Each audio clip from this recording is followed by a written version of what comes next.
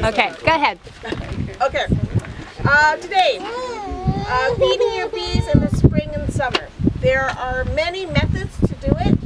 We have a feeder pail, we have in-hive feeders, we have the baggy method, we have top feeders. There's preferences and pros and cons. So we're going to talk about the most common ones, and then we're going to do a few presentations to show you, and we'll give you our feedback on which ones we like and which ones we don't. My one that I'm going to talk about is called the in-hive feeder. If you bought a kit from Bee Made, you may have gotten one of these in your kit. It's an in-hive feeder. You put it into your hive, and the bees are supposed to crawl inside, drink the syrup water, and crawl out. I don't like these, I have to say. They're $20. They're plastic. You can get some wood ones. My problem is when you're putting the syrup in here, it's clumsy. Second of all, when you put it in, it's heavy, and you literally have to take a frame out, put this one in. And if you're doing it during winter time, it's a kind of cumbersome because you got bees and you have to deal with this. It's not really great.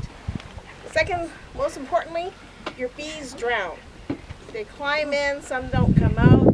Some YouTube videos suggested that we put little styrofoam inside so the bees can have something to land on. That didn't work. I tried putting bamboo sticks inside to keep the bees afloat. That didn't work. I forgot to take one out during winter time, and when I opened it up in the spring, I had frozen or a very big mess inside. So that's my intake about it. I don't know about anybody else's, but this is one method you can use for feeding. So syrup water goes in to a certain level. You stick it in with your other frames, and the bees are supposed to climb in. That's it. Okay. Celine is going to do the baggy method. Just get in there.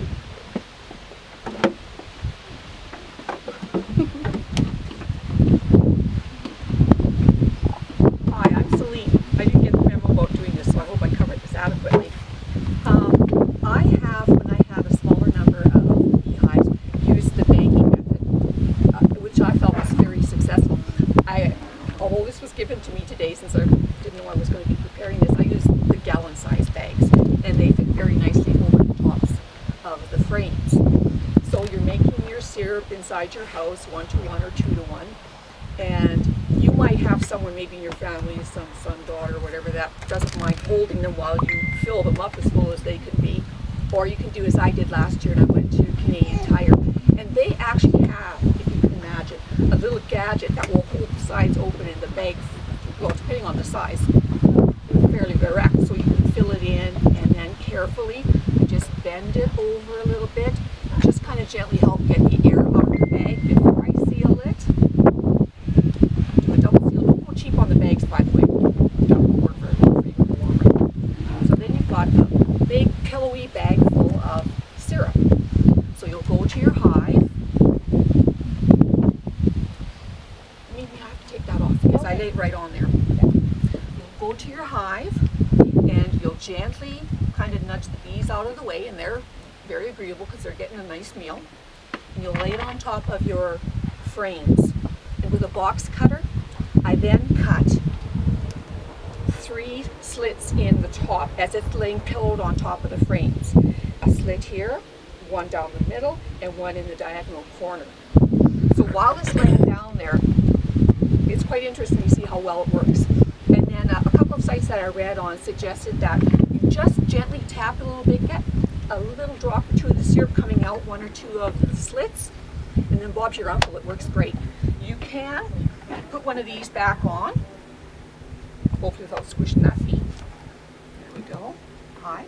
Now, one of the benefits too that I found of doing this way is that really, if you have any waste and they're done eating, you can waste as much as you would with a huge, however many pound pail that you might put on top of it. You can really monitor it quite closely. One of the downsides is if you have 200 hives, you're not going to do it this way, I guess. But you can also put your medications in those bags. as well. And if it's a little bit of a smaller portion of syrup in there, your options are pretty good that they're going to drink all of that syrup with all of the medications in it. So I just find it really successful. Thank you. So what's the 2 to 1? 2 sugar? 2 sugar to 1 or 1 to 1. 1 to 1 for spring, 2 to 1 for the fall is what I was always told. But it works really well. And once you've laid it down there, you know immediately if that seal burns off. I've heard the horror stories of the pails where they're just drowning the little bees. Now, I've been lucky. I've never had that happen with the bag. So, there, thank you for your bag. Who would like to do feeder pails? Lawrence. Oh, excuse me. Sure. Are you ready for your close-up, Mr. Self? Absolutely. Anybody please correct me if I'm wrong. I've only been doing this for 3 years, so I might be doing it wrong for 3 years. Like your wife was before? My name's Lawrence. Feeder pails. Celine already talked about the ratios that you can mix the syrup to. Is anybody using feeder pails now or thinking about doing it? It's pretty much as simple as it looks. Mix up your syrup. Fill up your bucket with the syrup. Stick your lid on. These are the pre-crafted buckets. You can also easily make these yourself by just taking a bucket and poking some holes in the top. You can put some screen on it too, which just sort of serves to spread out the liquid so you can have more bees feeding at once. Flip it over. When we do ours, we don't have any supers on top to sort of protect it. We just stick ours right on top like you saw out here when you came in. They have their hive. You stick it on and it acts like a chicken feeder or anything else. There's a vacuum in the top that will hold the liquid in until they suck it all out. Unless your lid is not on properly or there's some other leak in the bucket, and then the syrup will pour out and drown your bees. What you should do, instead of flipping it over and just putting it directly on, away from the hives, flip it over, and there'll always be, because there's a bit of air in there, there'll be a little bit of syrup that will come out.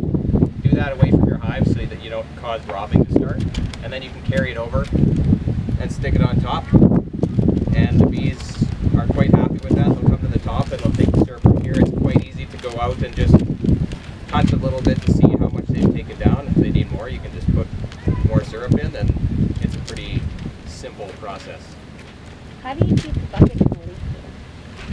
I really have not had problems with mine leaking.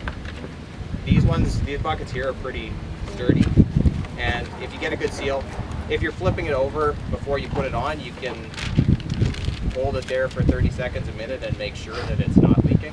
One thing that can happen depending on sunlight is if you're in really direct, strong sunlight, I've heard that it can cause the seal to go out of the bucket, and then it might leak out. I haven't had that happen. I don't know if anybody else has. I have comments. Yeah. Andrew has a comment. Don't take your lid off. Like once it's on, leave it on. Yeah. Because the seal will work 1 or 2 times to take it off, but after that, it's buggered. So once you stick that lid on, it's on for life. Don't take it off. And the other thing I do, like people talk about the pails leaking, take a heat gun and just heat up the center of the screen and push it down and melt that center plastic into the screen. And I haven't had a pail leak since I started doing that. It's just too big a surface area there, and the syrup will wick out a lot of the time. How do you wash it then? You just open up that one You build a fancy pressure washer that you can stick up in there, and turn it around and pressure wash it out. or bring it to your place. Bring it to my place when I have spare time. It was also suggested that you put a box around the plastic pails because it helps to protect them from the elements, and your pails will last longer. That's just what I was told, so I wanted to try this year. If you got spare supers, that works. The other thing some commercial guys do is they'll take a little canola oil and they'll put it around the seal before they pop the lid on. Another note, when you're putting your lid on, have the filler hole lined up with the handle so it's easy to turn and numb. You put it over here, you'll be swearing at yourself later. One Great thing that I've suggestion. heard, I can't say that I don't use feeder pails, so I don't know, but I've heard that as the pail gets emptier, as the bees take the feed, and the sun warms up the airspace inside, it'll basically expand that air and actually force liquid out the top, so you can get that kind of expanding and sucking out of the liquid of the air inside it. So that I've heard some issues with syrup. It's not technically leaking out; it's just being forced out as the air warms up. Well, you flip those over now on a couple of strips of 3/4 inch